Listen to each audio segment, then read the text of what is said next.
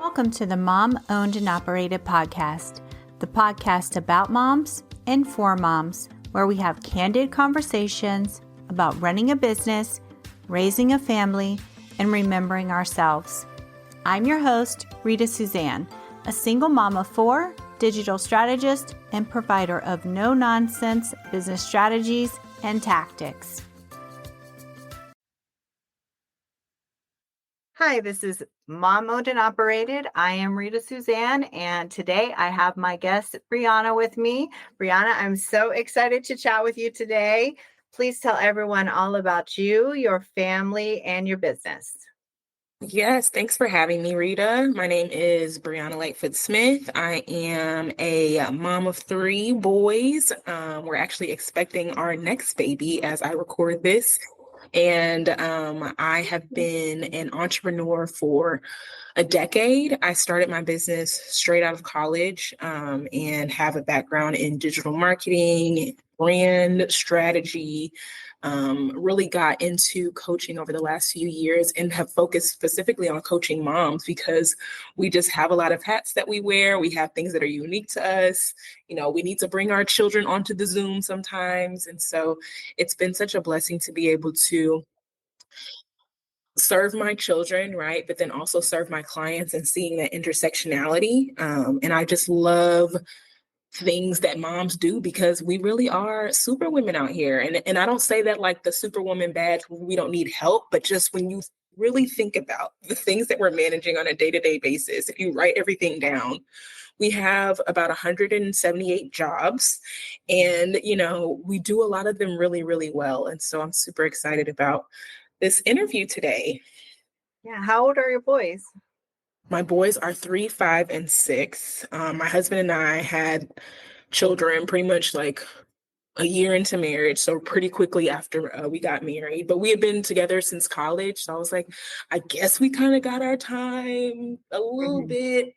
But it's been really, I have loved having them close in age, even though during the pandemic wasn't sure if we were gonna make it, having them so close and them so young, right? But now as they're older, I'm like, okay, it was worth the little craziness. It's good. It's good now. Yeah, it's so I had my two boys and I remember having the two of them when they were younger, and it was good because they were playmates, right? Like they were at least could. And I remember after I had my first son, my mom said, you have to have another one so that they can play, they have somebody to play with, you know. And I was like, I wasn't even ready to have a second baby, but she was like, no, you have to do it like right now. She's like, ready, go. Come on. Yes. But it really is wisdom because my heart really went out to moms who were kind of their child's like sole source of entertainment during the pandemic. Like they were like, okay, what are we gonna do now? What are we gonna do now? And I was like, go play with your brother, talk to your brother. What are you and your brother going? You know, I definitely lean heavily on that, and still was halfway crazy. So I really remember feeling like, oh my gosh, I'm so glad they have siblings. You know, for sure. Yes, definitely. It's so much better because then they can play with each other. So when you started your business, I assume that you weren't focusing on moms, but it just kind of transitioned into working with moms. So let's talk about how you kind of pivoted and how that transition happened. Yes. So when I first started my business, like I said, I was straight out of college. So motherhood, even marriage, you know, marriage wasn't so far off on the horizon because at that point, my husband and I were dating. We were kind of heading towards getting engaged. But my thought process was I wanted something that gave me flexibility. And I really, because I have so many different interests, I was like, I want to have kind of something different to do every day. Right. And if you're an entrepreneur, you know, that is our life, right? Your morning can even look different than your afternoon. And so I really fell into entrepreneurship. I had an aunt who still does to this day, a foster care and adoption agency. She knew my background with journalism. And she said, we need a monthly newsletter and we need someone to run our social media pages. And so I was like, bet, you know, I'd never run social media before, but I'm like, hey, I'm young. How hard can it be? It wasn't the behemoth thing that it is now, right? At that point, running social media just meant posting on your Facebook page a couple times a week. And so I did that. But the pivot really came in 2018. I had our So I started the business 2014, got engaged 2015, got married 2016, had our first son 2017, got pregnant with our second son 2018, right? So it was just like nonstop stuff. And in 2018, I told my husband, I said, baby, I don't have it in me to go and do the hunting, right? Because as an entrepreneur, the saying is, if you don't hunt, you don't eat. And I was like, well, we just about to be hungry because I don't have it in me to get these clients. And I remember not even worrying about it and not being like, but what are we going to do? Because my business at the time was like a big source of our income. But I was just like, I know I cannot continue to function the way that I've been functioning. And I don't want to do both. I told him, I said, I just want to be one of those stay-at-home moms I didn't know how long it was going to be. I just knew I didn't have it in me to keep going how I was going. So I closed my business. What were you doing at that time?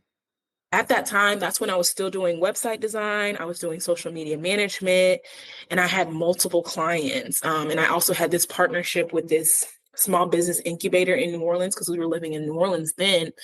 And so they would send new clients all the time. And I was just like, I just was tired. It was definitely burnout at that point.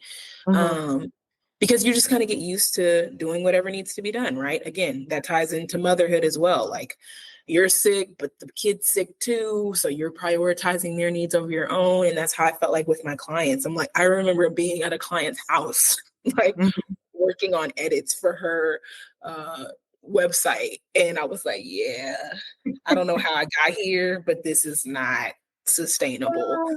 That reminds me of, I was telling somebody the story about one of my first clients who kind of, I joke about how she held me hostage at her house, working on edits for her website as well. And my God.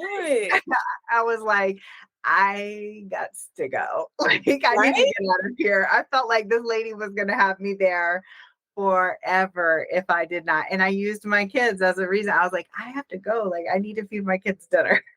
Yeah. And in my mind, I'm like, how did we even arrive at that point? Like, why was I at her house? There is no client I have to this day where I'm just out their house. We don't do that. I would never go to a client's house now, but she was one of my first clients. And she wanted me to come to her house so that we could kind of collab on the project. Yeah. And so I was like, okay, sure. Why not? I didn't realize it would be 5 hours later and I'm begging to leave. Yes, seriously. So that was kind of like the pinch point for me. Closed my business down a few months later. And I didn't open it up again until 2021. And even then it wasn't just this like, okay, it's time. It was so funny. In the course of 1 week, 2 people who knew my business from New Orleans reached out and were like, hey, are you still doing stuff with Brands by Bree? And, I'm a God girl, so I prayed about it. I'm like, am I still doing stuff for Brands by Bree? And I feel like God gave me peace about it. So I was like, yes, I am, and they are both moms. And I just thought that was so interesting. One needed a website. I think both of them needed a website. One had a fitness company that she was kind of rebranding, and the other one had a coaching company. And she had wanted to work with me before, but she knew the business was closed. So I had posted something online about this other project. And she was like, did I see that Brands by Bree is back open? And I said, it is unofficially, And so you asked about how I transitioned from the website design, social media to coaching. I started getting frustrated because we would do these incredible website design projects and it would be time to launch. And my mom would just go ghost. And I'm like, sis, I'm emailing, I'm DMing on social media like, hey, haven't seen you say anything about the site, or, is everything okay? Or I'm checking on your links. Everything seems to be working. I know you said this was going to be your launch date. And I remember one of my moms saying like, I feel so confident when we're working together. She's like, but when it's time for me to kind of go off and do it on my own, I don't feel confident anymore. And so that's when I wanted to add coaching in, because I'm like, okay, this is a mindset. A lot of these women were starting businesses because they did want to have the financial freedom, because they also maybe didn't feel really fulfilled in their full-time job. So they were like, hey, let me do this thing on the side. And I realized I'm like, they're having a hard time seeing themselves as business owners, right? As entrepreneurs. And so I felt like I had a responsibility to talk them through that mindset of what it means to run a business. And even if it's a side hustle, even if you never plan on being a full-time entrepreneur, right? Like, what are the systems you need to have in place? What's the structure? And once I did that, I started seeing them actually launching their sites and talking about their products and services. And I feel like I was hooked since then, because it felt like the perfect partnership. I wasn't just giving them that branding assets, right? Like, I was really giving them that business acumen. Yeah, because I felt it sounds like their confidence was just really they were struggling, right? Because they just Yeah, didn't know that maybe they just didn't feel like they could do it without somebody holding their hands. And that exactly.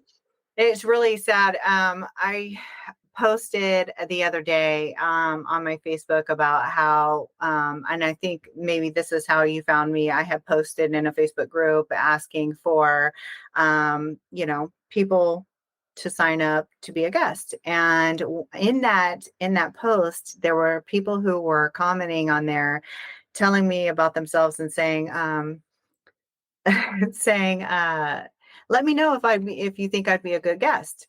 And I never replied to any of the comments. And I didn't reply to any of the comments because it kind of made me a little bit frustrated. And not because they didn't follow through, not because they didn't follow directions. It made me Mhm. frustrated because I felt like they needed me to validate them, to let them know that Mm. they were good enough to be a guest. And Yeah, the thing about being a guest on this show is there's no like there's no hoops to jump on. You know, yeah, all you have to do is be a mom and have a business. And I'm going to yeah, interview you and I'm going to support you in everything that I can. yeah. And so to me, it frustrated me because I felt like you don't even have the confidence to click the link and do the Mm. thing, right? Like, and it's so frustrating that I feel like oftentimes women are struggling in that, just that minor thing. They don't even Yeah, want to put themselves out there in that way. And yeah, it's really sad to me that because like the two of us, we've been in business for a long time. And I think like in the beginning, obviously, maybe we were not, as comfortable as we are now. But at any stage, I feel like if you're going to have a business, you really need to put yourself out there. And yeah. part of it is applying for things that maybe you don't qualify for. Absolutely. Yes, and grants included. Okay. You're like, okay, I'm not sure, but I'm gonna just find out. Everything. Put yourself out there, and there's been so many things that I've applied for that I'm like, well, shit, maybe they might like my story. I don't know. Yeah. you know. Yeah, I'll give you a perfect example of that. Last year, I was in this program called the Goldman Sachs Black in Business Program, and it's a program they have for minority women in business. And I applied because I had a friend who went through it. She said it was an incredible opportunity. And I can't even say that I was like, I don't know if I could do that, right? I just was like, okay, let's see. I'm connected to her. We have similar passions. And I actually had the opposite happen, where I got in and I wasn't like, oh my gosh, what? I was very grateful, absolutely. But I think there was well, why not you? You know what I mean? Like, I think we think, why me? Why me? And there was just a mindset I had, especially in that season, of like, why not me? If I have this story, if I know I'm impacting women, why I shouldn't be shocked. And what I loved about that program is that every time we were together, because they flew us out to New York twice and we met at their offices, they said what you said. They said, you being in this program is not us validating the work that you have already validated the work that you do by doing the work, right? Like, they're like, yes, it's great. We're glad that you'll have the Goldman Sachs name. You can put it on your email. footers and stuff like that. They're like, but you had to qualify to even be in this room. So don't feel like, okay, well, now what I'm doing is worthy because they have said it's worthy. They're like, you were worthy before you even came, right? Yes, I And love I that. think that that's so important for us to understand.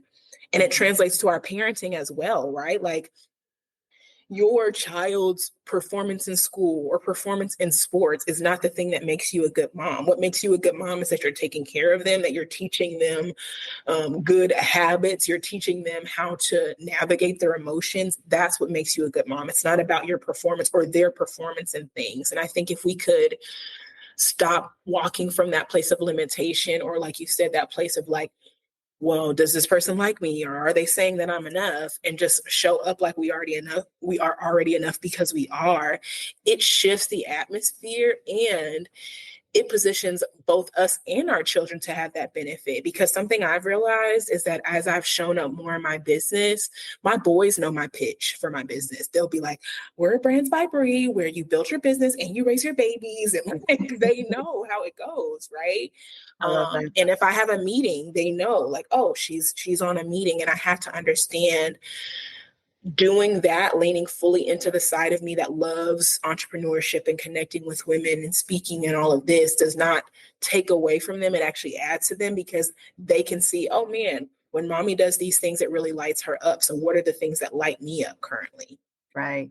I think, yes, it's definitely empowering. I remember when I had started my business and my sons were about 4 and 6, and I would be sitting there with my laptop, and each of them, I'd have one on each side sitting there beside me. And they would, I talk about this in a negative way, but they would, because I felt like I was working too much to really benefit from being at home with them. But they would draw pictures of me always being on my computer, and always, because they knew how important my business was to me. Yeah. And Yeah. and they still know, like, all of my kids know how important it is to me, because I'm working, like, it's important to me. And and so I think it just shows them by example, that you can, because I don't know if you know my story, but I have my 2 sons, but then in 2020, my sister passed, and I have my 2 nieces as well. And so there's some, there were, there's been issues with, like, just merging of families and things. Yeah. So now I'm a single mom of 4 teenagers, and there's been a lot of things going on in that.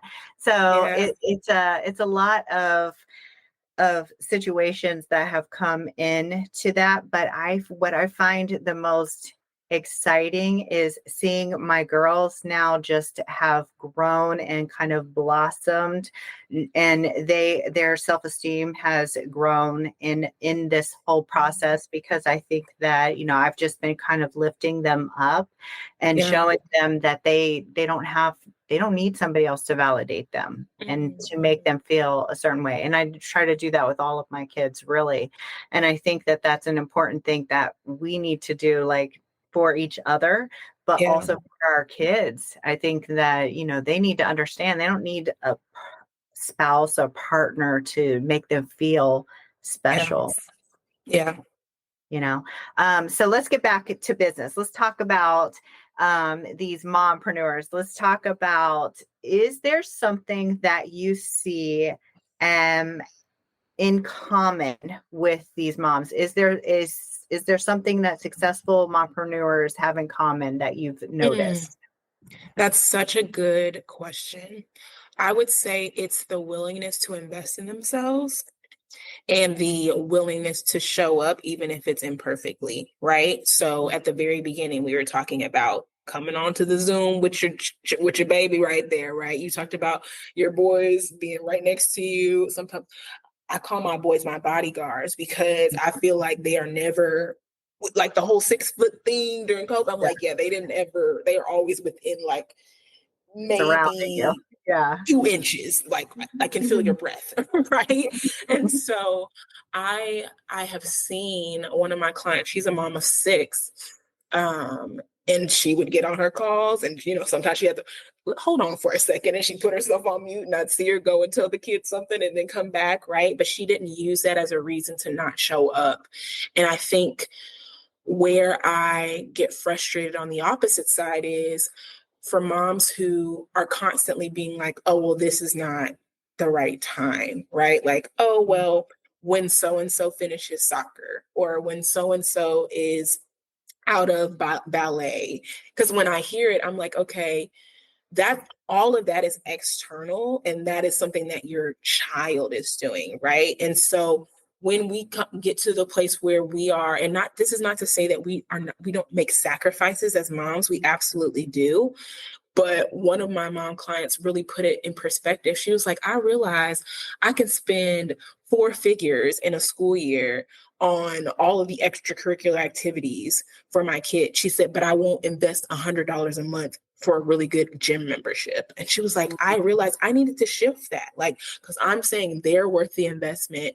I'm thinking about their advancement, their development, but then is at my own like detriment, where I don't get to develop as a person. I don't get to move forward. And so I think the women I see have the most success are those women who are like, you know what, I am worth the investment, and not just the financial investment, but the time investment. I'm going to show up on these coaching calls for an hour. I'm going to bring my questions. I'm going to go through these modules that she has up here for me. I'm going to do the worksheets. And women who are willing to do the work, and this is mom or not, right? People who are willing to do the work, you have the benefit from that. There's a scripture in Proverbs that says all hard work leads to profit, but mere talk leads only to poverty. If we're always talking about what we're going to do, but we never take the time to do it, I feel like it puts us in a place where it's like, who are you to envy this person and the stuff that they have when they were willing to do work that you just weren't willing to do? Yeah. The time is going to pass anyway, right? I think that oftentimes when you put it in that perspective, I think that moms feel like they would be selfish to put themselves ahead of anyone else, right? Yeah. Any thoughts on that? And what's your perspective? Yes, I think, and I don't know if I ever felt like, oh, I'm being selfish by doing this, but I definitely had a martyr kind of spirit about myself for a really long time, where it was just like dying on the hill of, well, this is for my kids, right? And mine has primarily been centered around just pregnancy, right? As I shared, my boys are back to back. I'm pregnant as of the recording of this, podcast episode. And so there were so many things where I was like, oh, well, I'm pregnant right now. Or like, oh, that's around when the baby's going to come. And yes, you need to have some margin in your schedule, because these babies do not care. They don't care when they get older. They definitely don't care as newborns, right? But I had to realize there was this bitterness and resentment that was building up, because I was always like, oh, well, I can't do that because of this. Oh, I can't do that because of that. Oh, I got to wait 1 to 2 years, 2 to 3 years, whatever. And I'm like, you know what? I have to create my business and structure my business and my life in such a way that 2 things can happen at the same time, that I can create a thriving business and I can have a peaceful home, right? In my bio, I talk about how I believe that a peaceful home and a profitable brand can coexist. And people say all the time, like, you can have everything, you just may not be able to have it all at once. And I don't even think that's saying like seasons. It's literally just like, no, in this moment, right? So if I'm here and I'm locked in with you, Rita, and we're doing this interview, well, that means that I'm not at home with my boys and we're not going over puzzles or whatever. But that also means that when I'm locked in with them, I want to be locked in with them. So, okay, we're doing painting, or I like taking my boys on walks because I like to get out in nature. They love looking at ducks and chasing squirrels and stuff like that. I'm like, okay, so when I'm doing that, that means I'm not checking email.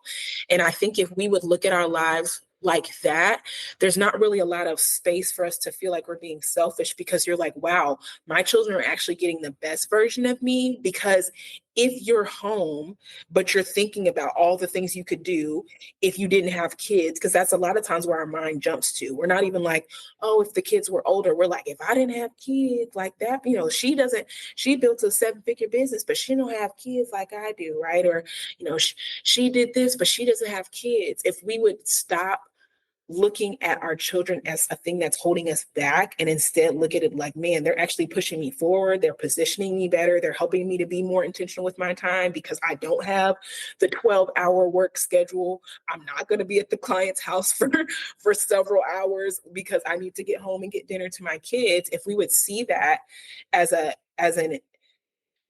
opportunity instead of like a hindrance, then I think again that thought of I'm being selfish moves away, because you see how you're showing up. I know that I show up better when I have these other outlets and avenues, and I'm not just at home upset about all the things I gave up because I chose to be a mom. So that's how I look at that. I'd say sometimes just be selfish, you know, it's okay. And sometimes you have to be in order to prioritize yourself. And and as harsh as that may sound, right? Like people don't like the word selfish. Yeah. But I think that sometimes we do need to make a way for ourselves. Right. And our kids don't have time. They don't care. They don't care about being selfish. Because they're selfish, right? Like they care about them they prioritize themselves. Let's talk about one thing that I see as an issue oftentimes is pricing, right? So let's talk about new moms or new mompreneurs and pricing, but also like them feeling like nobody's going to pay me for the thing that I offer. What are your thoughts on that? Like, do you have moms who struggle with that issue? I do. And I think we as women struggle with that, right? Like I'm reading Rachel Rogers' book, We Should All Be Millionaires right now. And she's just talking about how many of our limitations around money and even admitting that we want more money is rooted in the thought that like as women, we're supposed to prioritize family above everything else. So yes, we are on welfare, but you know, we're taking care of the home. Yes, we're in situations where we could be making more, but like at least our kids are whatever, you know. And I've just been really kind of unpacking a lot of that. And I think that mindset affects our pricing, because sometimes we'll price just like enough, right? Like, okay, well, I don't need too much money, so this is enough to get by, quote unquote. But one thing I have seen, you know, and you hear the quote, yesterday's price is not today's price. It can't be, because guess what? Especially if your family is continuously growing, last year's bill is not today's bill. So things may have been cheaper in a previous season of your life, and guess what? They're not. You only needed 1 car seat. Now you need 2. All right. You only had to get groceries for 3 people. Now you have to get groceries for 5. Right. And so I think we have to be intentional in the way we even price our business, our products and services, and thinking about that, like in the same way the economy, that when they need to add some more money to something, when we went through that season where eggs were like $7, they weren't like, well, maybe we should charge a little. They like, listen, these people need eggs and they're gonna pay whatever price they need to get these eggs, right? And so I actually have a method in my business that I teach my students called the PET method when it comes to pricing. And the P stands for purpose, the E is your experience, and the T is for time. When I say purpose, I'm talking about what place, like if you think about your business in tiers, or if you have multiple products or services, what place does this product or service play in the grand scheme of your business, right? Is it an entry-level product where you're like, hey, they come in here just to kind of see how it is to work with me, and then I advance them forward? Do you only have a top tier? No, this is it. This is all you can get. It's a premium investment thing. That's fine as well, right? But knowing that is really helpful. Then I talk about your experience, and I think that people don't realize we have experience with the thing that we're charging for, because I don't know anybody who's just like, you know what? I think I'm going to charge for quilts. Yeah, I've never made a quilt before, but I'm thinking I'm going to start selling quilts. And it's like, you've been doing this already. Our the disconnect is you've never charged for it before. So you're used to just making the quilts for all the new babies in your family. And you're like, well, I mean, girl, you've been doing this for 20 years. I think about hairstylists. They're perfect examples. A lot of the people who are the top, right? They've been braiding their friends' hair when they were younger, right? They've been experimenting with colors since they were in college. They've been doing all of these different things that have built up their experience. They've just maybe never charged for it. And then time. Time is important because it's not just the time with coaching. That's a perfect example. It's like, oh, well, it's just a 1 hour call. Okay, but how much prep time is going into it? Do they get some kind of feedback afterward? Do they get like 2 weeks access to you? Are they going to get the notes sent? Are you sending out additional resources after the call? Those are all things we have to factor in, and we have to value our time because people are going to, it's like we're setting an example for our clients. I can't tell you to put value and to value what you're doing if I'm not valuing what I do. And I also love what one of my former coaches said. She said, sometimes there's no transformation without a transaction. She's like, I can come in here and say, this is going to be free. Nobody comes. I charge even $50 for it. And everybody's like, oh, let me hurry up and get in here. Right. And because they had to pay, they pay attention. Right. Mm-hmm. Mm-hmm. So if we would I love, like I said, when I thought about that, I was like, I think sometimes people are just pricing for one of those tiers. They're just looking at the time. So they're like, it doesn't need to be that expensive. I'll tell you what they're doing. They're looking at somebody else's website and they're looking at their pricing and they're saying, I'm going to charge exactly what this person's charging, except I'm going to go charge just a little bit less because it's pick me. And that's the complete opposite of what you should be doing. So it's a horrible strategy to use, and nobody should do that. And like you said, it's definitely not taking into consideration the framework or strategy that you suggested, which I love, I think is brilliant, and would help somebody in any stage of business to come up with pricing which would make sense. Absolutely. Yeah. I think that, again, it comes with confidence. I remember when I first started doing design, I came in, probably started at like a middle tier pricing. I was brand new, but I was like, I don't care. I ain't starting at the bottom.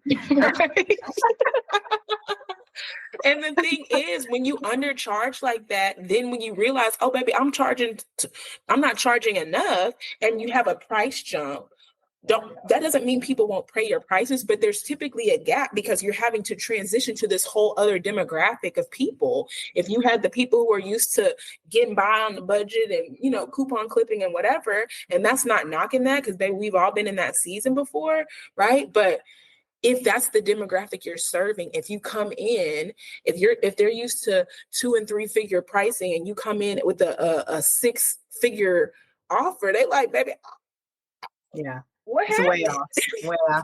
Yeah, that's why you really need to know your target audience. Like people don't really get into their brand strategy as deep as they should, and really dive into, like you said, like the demographics of who they're even working with. Because if you knew that, then you would know that your pricing structure needs to be along those lines of what the person is willing to pay. So I mean, it's a whole thing. And I think that, I'm sure that you've come across people who think that your brand means your logo. And those are two, it's just really like the most tiniest piece of your brand. And it's not even the most important part.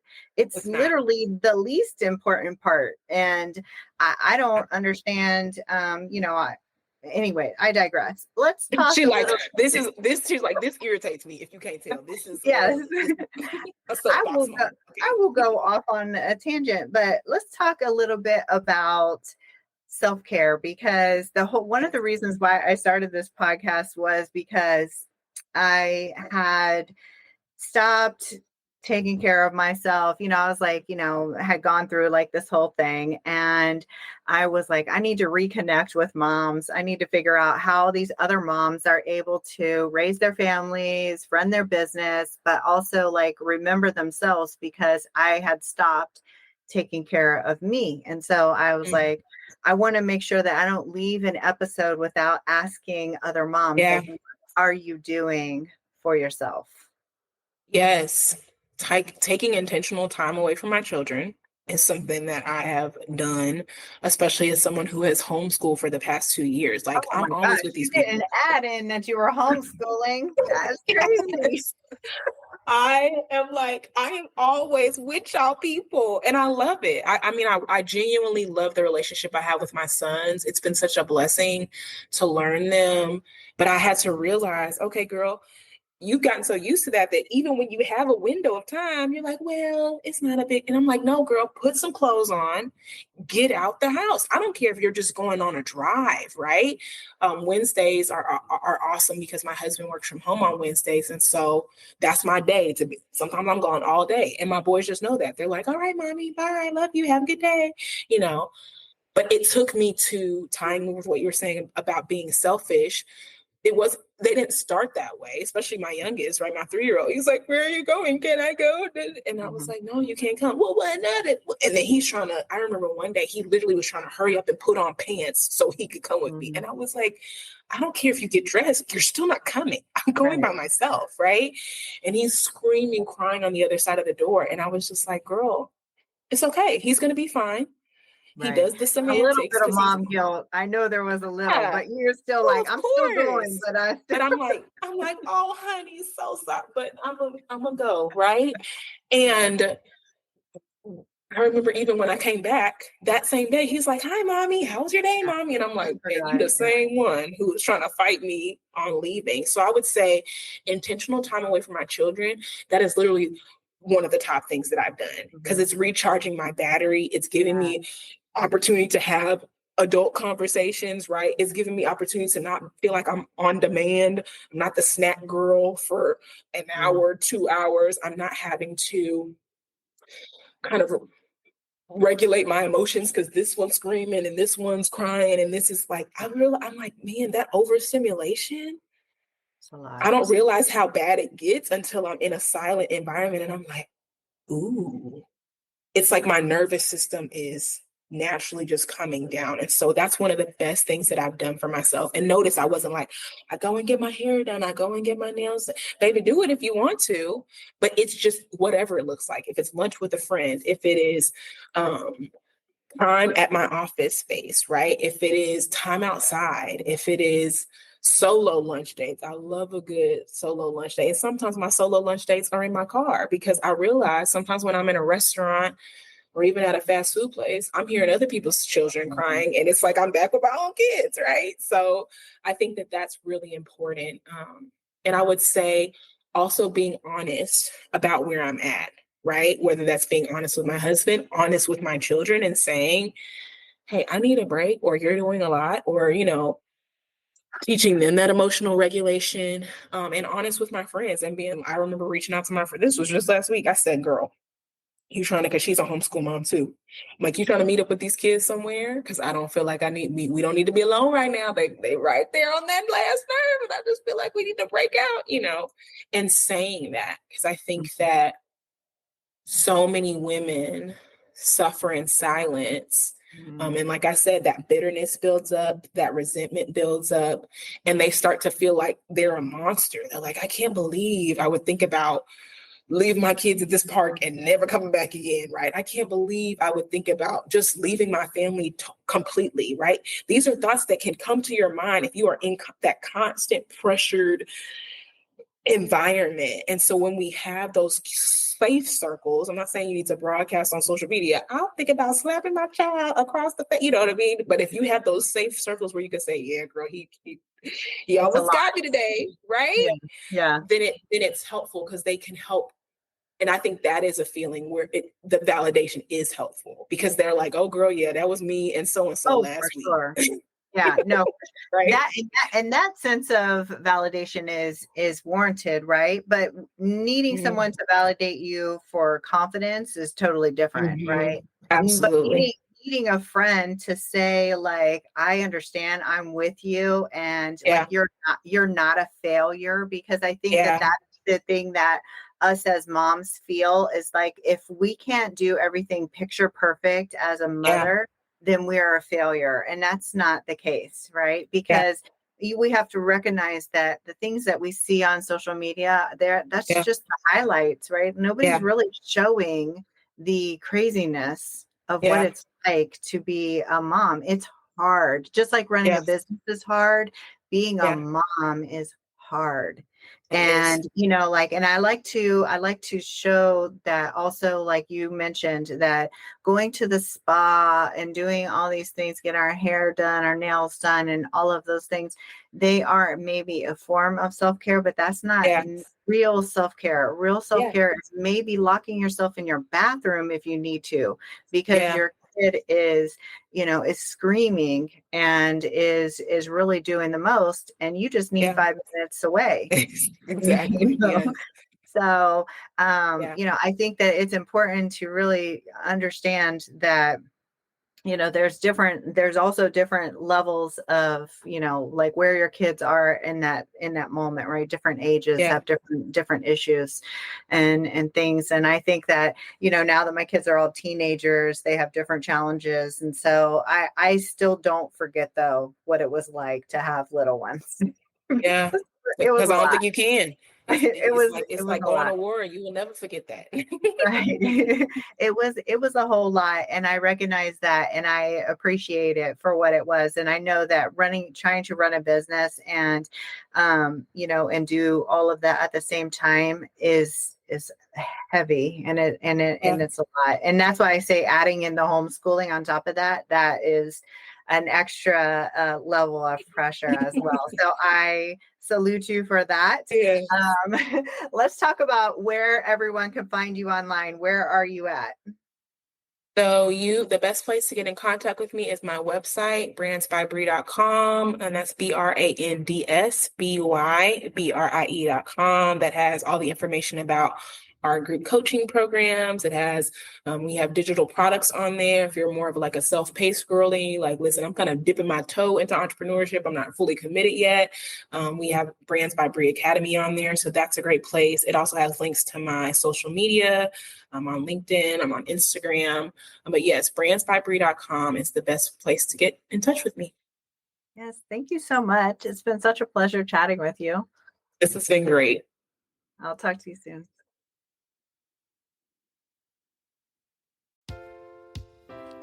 And there you have it. I want to encourage you to remember that being a mom who runs her own business is not easy.